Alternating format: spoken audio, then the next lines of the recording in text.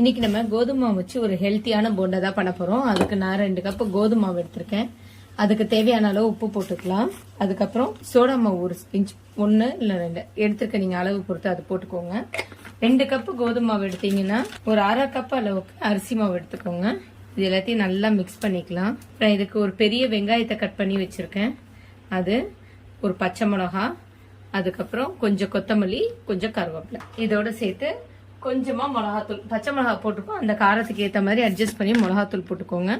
நான் மிளகாத்தூள் ஒரு ஸ்பூன் போட்டுக்கிறேன். இது எல்லாத்தையும் நல்லா மிக்ஸ் பண்ணிட்டு கொஞ்சம் கொஞ்சமா தண்ணி ஊற்றி நம்ம இதை பெரியணும். இந்த பாருங்க, இந்த பதத்துக்கு இருக்கணும். சும்மா கொஞ்சம் கொஞ்சமா கிள்ளி போட்டுக்கலாம் போண்டா. நீங்க பக்கோடா மாதிரி போட்டாலும் சரி, இல்ல ரவுண்ட் ரவுண்டா போட்டாலும் சரி, சுட சுட சூடா ஒரு ஹெல்த்தியான போண்டா. இங்க பாருங்க, நல்லா சாஃப்டா வெளியே கிறிஸ்பியா செம்ம டேஸ்டா இருக்கும். கண்டிப்பா ட்ரை பண்ணி பாருங்க.